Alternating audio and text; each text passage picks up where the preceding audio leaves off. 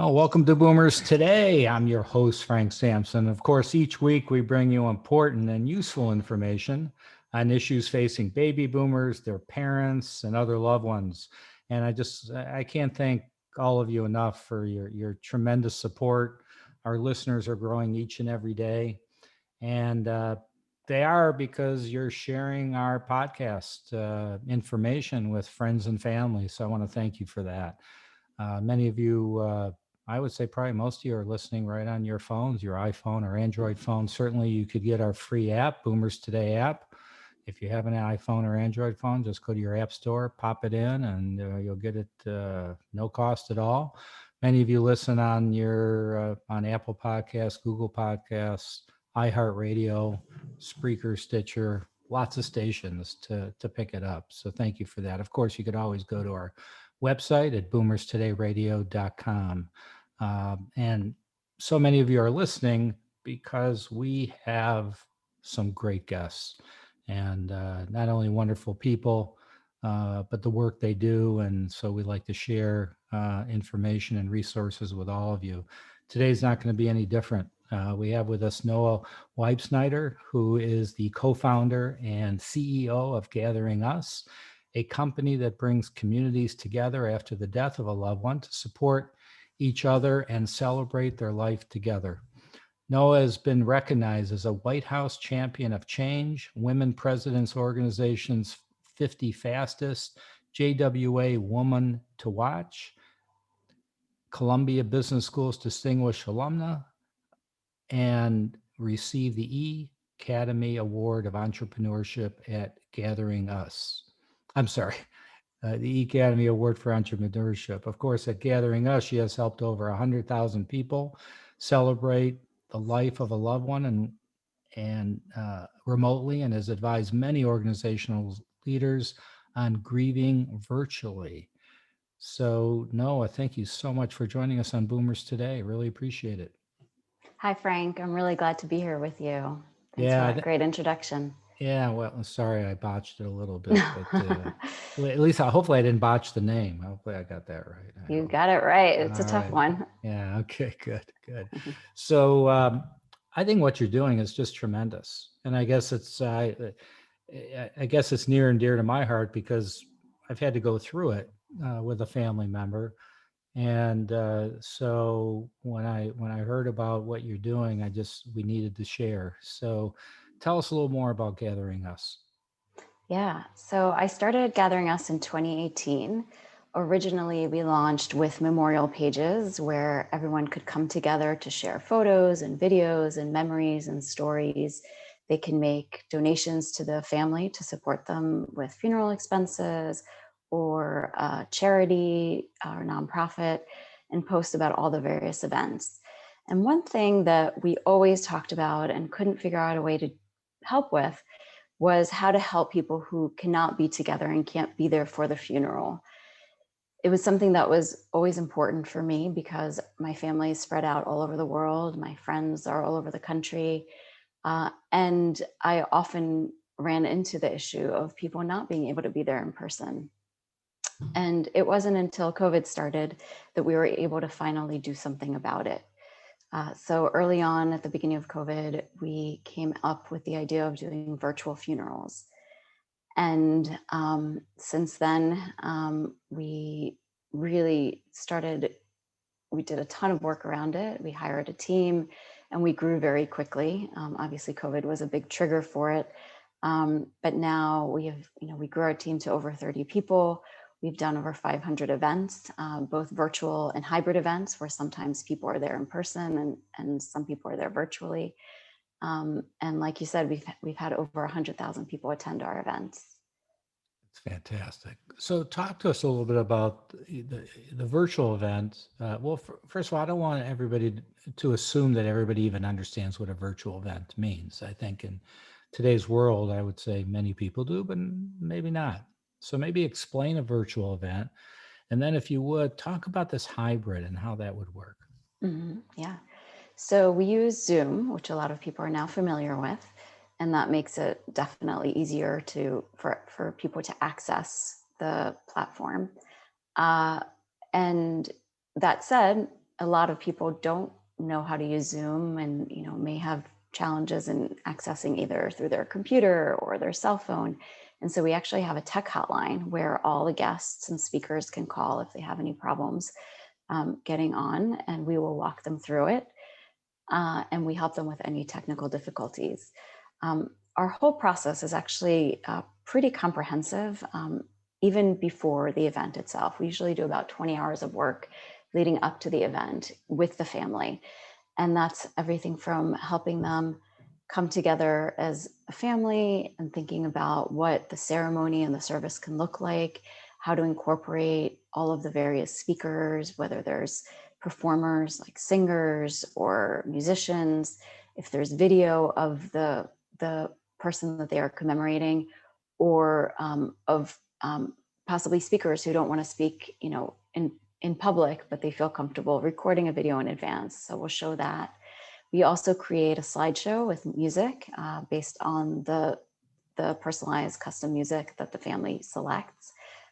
We'll create a program that everybody can see when they're first coming on to the event, and really work with the family, especially nowadays where people are less religious than they once were and often don't necessarily have a playbook for where to start planning an event to celebrate a loved one.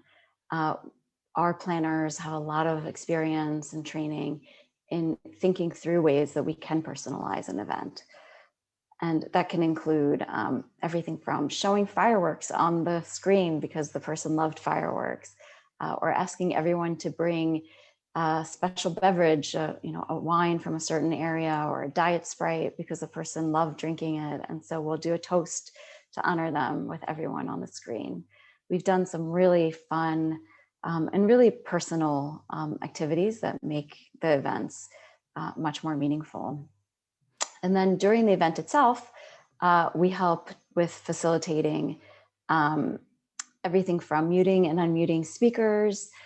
We will do an open mic where people can raise their hands on the screen or in the app, and we will mute and unmute people so they can share their stories. So all the various guests.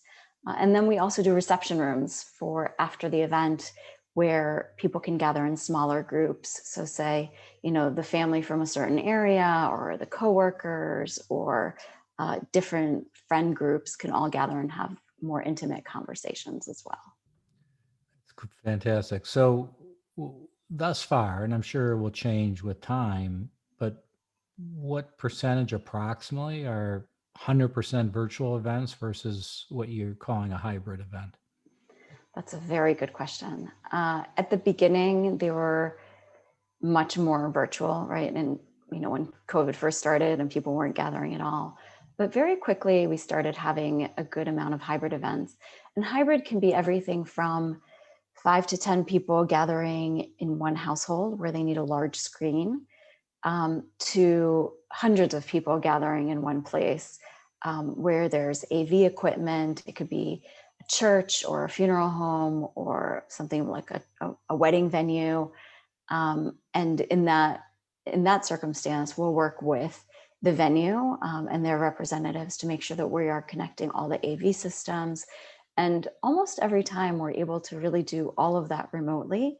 Sometimes we'll work with them if there isn't AV equipment, so like a large screen and speakers and all of that, we'll work with an AV company to also bring that to the venue as well. So it's interesting you said, I was about to ask the like funeral homes or other venues, are they receptive to working with you? Are they or do they say, well, we haven't done this before, not sure we want to do this? I mean, how open are they with you on this? That is a very good question. Typically, we don't go to the funeral homes ourselves. We have a family reach out to us to work with us, and then they bring us and connect us to the funeral home. And in that scenario, the funeral home is usually pretty agreeable and amenable to working with us. We have tried going out to funeral homes ourselves, and in those scenarios, they are typically less receptive. Most of the funeral home industry tends to be more traditional.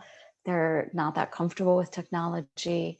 And so in those cases, it can definitely be more challenging. But When families are calling us directly, it usually works out just fine. We also find sometimes families will record the event at the funeral home or at the burial, and then we will play a small section of that during a memorial service that can be more virtual. And so that can give families a lot more opportunities where they can have a more private burial, for instance, but they can share part of that if they want to with a larger gathering. Certainly, when everything is virtual, that's the easiest thing for everyone, right? Because everyone gets on their own phone or their own computer, they're in their house, they don't have to go anywhere, they're all comfortable, and you can hear and see everyone, and you don't have to worry about connecting more complex AV systems. Obviously, as things continue to evolve, we're seeing more and more hybrid events, but some people are still choosing to do virtual events completely and separately, and then often they will do an in-person event that is its own thing. Even before COVID, we were already seeing that a lot of people had multiple events, right? They might do a small gathering for the burial, and then they would have maybe a weekend. We called them destination funerals, where everyone would fly in, and they would have a real celebration. And it might be in a favorite beach location, or a place, a favorite park that the person used to go to, or where they had a lot of memories with the family. And so then everybody could gather somewhere and they would do, an all weekend event. And so already we were seeing much more complexity around the celebrations or the memorial events, even before COVID. And I think now we're seeing more and more of that. So for example, with Jewish events where they do, 7 days of a Shiva house, they might have some of those days in person and some of those days virtually, right? So it gives them options, and it gives people who can't show up in person, whether it's because they're not physically able, they're not mobile, they're too far away, they can't get away from their work. There's so many reasons why people can't show up. They're financially unable to travel. And a lot of people, especially in the US, families and communities are so much more geographically dispersed nowadays than there used to be. And 14% of the US population was actually born in another country. So they have huge communities in other countries that certainly can't be traveling to be there in person. So one of the biggest things we hear from families is so many more people could be here that would not have been in the past. And so it makes it just so much more meaningful to have the event. Good. This is wonderful information. So no, we're going to take a real quick break. I promise, just about 30 seconds to recognize our sponsor. When we come back, I'm going to give you this 30 seconds to prepare for this now. All right. But I want to, if you could share with us just some unique things that you have done with some of the families you work with, some of the things that people go, wow, I didn't know you could even do that. I mean, I'm sure you have, or just some unique services that you provide. So when we come back, we'll talk about that. Okay. Definitely. Great. So I want to, so just to recognize our sponsor, I wanted to ask all of you, are you concerned about an older driver? Beyond Driving with Dignity is a facilitated self-assessment program for older drivers. The program has been designed to serve as a vital tool to facilitate older drivers and their families as they make appropriate decisions regarding the future of one's safe driving career. If the individual is a safe driver, an advisor will provide him or her with strategies on how to remain a safe driver as they progress through the aging process. If driving retirement is the appropriate decision, then the individual and their family are offered possible alternatives, resources, and a specific plan to ensure a smooth and successful transition from the driver's seat to the passenger seat. To learn more, go to www.beyonddrivingwithdignity.com or call 877-907-8841 to connect with an advisor in your area. We're back with Noah Weibsnyder, who is the co-founder and CEO of Gathering Us, a company that brings communities together after the death of a loved one. So Noah, before we get to the question I was going to ask you, maybe you could share with our listeners how they could learn more about what you're doing. Definitely. The best way to learn about Gathering Us is to go to gatheringus.com. And you can see some samples of our events there. You can learn all about all of the services that we provide. And also we provide some great articles about how to organize your own virtual event if you're looking to do that yourself, and some additional resources around virtual and hybrid events as well. Great. So let's go back to where before we took that quick break. Question I had, and that is just maybe you could share either some unique services that you provide that people go, wow, I didn't even know you could do that, and or certain services requests that you got from families, if you're willing to share, that they said, hey, can you do this? And you said, whoa, we never thought of that. Sure we can. Anything at all that you could share? Some good stories? Absolutely. Yeah. And actually, one of the things that you just asked about, things that people didn't know you could do, one of the great things about doing virtual events is the use of technology. There are so many things we can do with technology that we can't do in traditional services. For example, we can do closed caption translation, simulcasting. So for people who are hard of hearing, they can actually read what is happening during the ceremony at the same time. We can also do translation from many different languages also at the same time. So that really makes it much more amenable to international guests. Oftentimes, a lot of families are in different countries. So half the family speaks English, the other half speaks Spanish or French or Chinese. And so to be able to see what is happening and what the other guests are saying or the speakers are saying at the same time is really meaningful. I would think that the average amount of guests at these types of gatherings now are probably higher than they used to be. Because people, like you said, I know when we had this for a family member that we went through, he had a lot of relatives up in Canada, and at the time, people in Canada couldn't even come to the U.S. because of the whole COVID situation. So Yeah.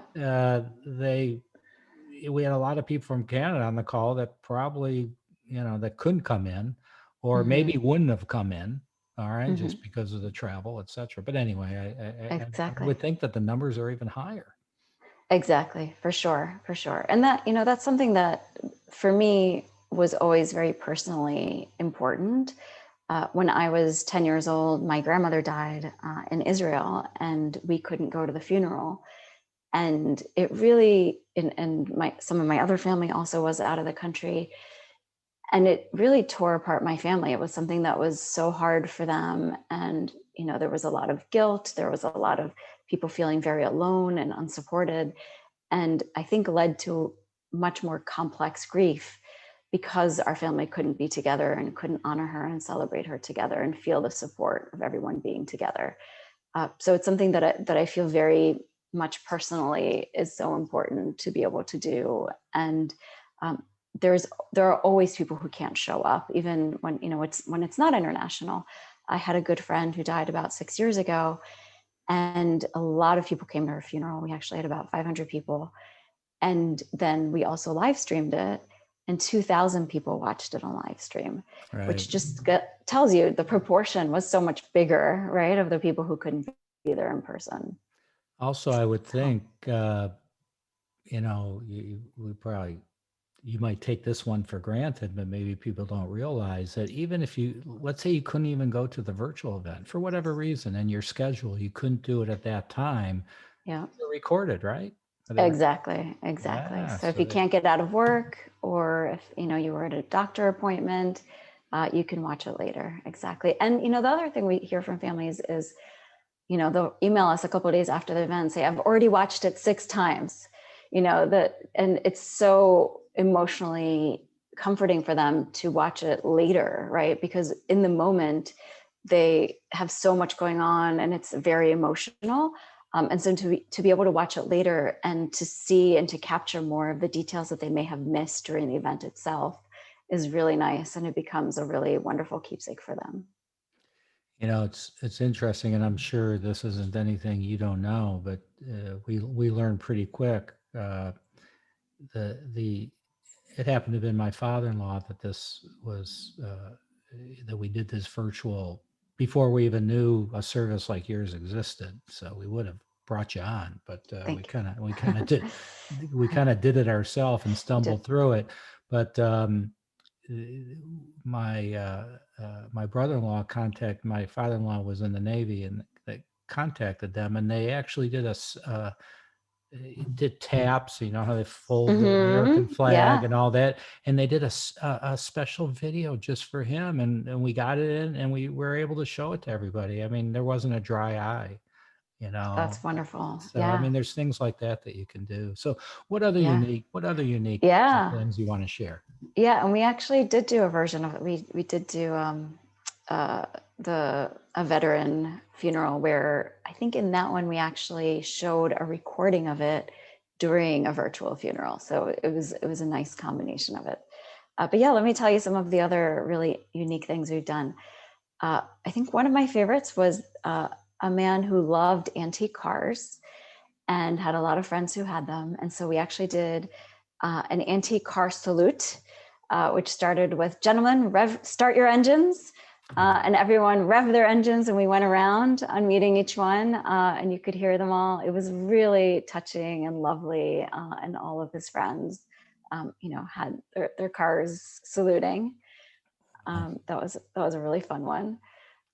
We also we had a woman who was a music teacher, and she was also in a chorus. She was very active in her community, and all her students sent in a video of themselves playing something, and we created a beautiful montage of all of the recordings, um, which turned out just lovely. We've done things like ice cream socials for people who are big ice cream fans.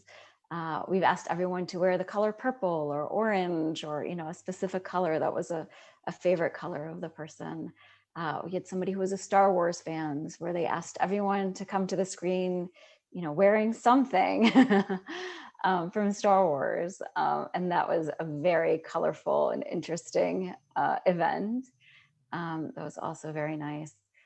Oftentimes the things that are most moving are music and singing, whether it's something live where one of the grandkids might play something, or some of the family members, and those it can be, and then even sometimes recordings of the person themselves, which nowadays people have a lot more video and footage that we can share, that can be really, really lovely. Have you ever done an event?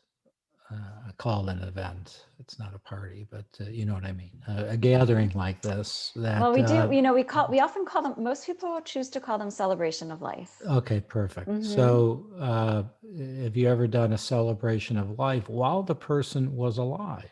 We actually did one where a woman was uh, actually in the hospital, and it was her last week of life, and all her family and friends came together virtually and celebrated her. It was really, really beautiful, and just so touching that they could all be together. And it was actually during the height of COVID, and so it was even more poignant because they couldn't be there in person. So it was incredibly meaningful. But we are also we have had other people do events where it's earlier, right? And nowadays it's becoming a lot more common to do a celebration of life when the person is still alive, and getting near the end of their life.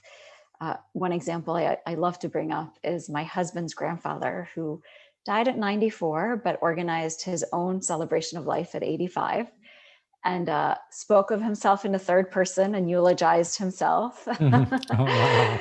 That's And fantastic. he had 11 siblings and had outlived all of them, and had seen a lot of his friends and family die. And so he realized, what how beautiful these events can be. And he was there for so many other people's events. And he said, well, I want to be there for mine. I don't want to miss it. And so he organized his own. And I think, this was actually about 15 years ago. So he was early to this, but it's definitely something that is becoming a lot more common. And I think is a very beautiful thing to do. That's fantastic. That's great. That's great. So again, why don't you share with us again how people could get in touch with you, and anything you just want to any thoughts you'd like to leave with our listeners on kind of where do they begin with all this. Yeah, so the best place to get information is to go to gatheringus.com. You can also email us at events@gatheringus.com. The big thing with, funerals are complicated, right? It's almost like planning a wedding. There are lots of stakeholders. There are lots of different needs for lots of different people. And everyone is very emotional. It's a really tough time, and there's so many things going on. And so a big part of where we help is to bring all of the stakeholders together. We do a planning call. We really help you think through what would be meaningful and helpful to you and your family. And certainly you can do it yourself. You can run Zoom on your own. But Frank and I were discussing earlier, just like at your own wedding, you don't want to also be the DJ or running the lighting while you're also getting married or, being the mother of the bride. You want to be there, you want to be present, and you want to be able to really feel the support of all those people showing up for you. And so a lot of what we do is the behind the scenes to make sure that you can be there, you can be present. You don't have Uncle Joe calling you on the other line saying, hey, I can't hear anything. And you are truly able to be in the moment and to go through the process. And so we do have a virtual planning guide on our website that you can check out. And then if we can be helpful through an event, definitely reach out. Great. Noah, check it out at gatheringus.com. Noah, thank you so much for joining us on Boomers Today. Really appreciate it. Thanks, Frank. It's been a pleasure. Yeah, it's been great. It's a wonderful service. I want to thank everybody for joining us on Boomers Today. Please be safe. Talk to everybody real soon. You've been listening to Boomers Today with Frank Sampson. To learn more about today's show, visit boomerstodayradio.com and join us next time for another edition of Boomers Today.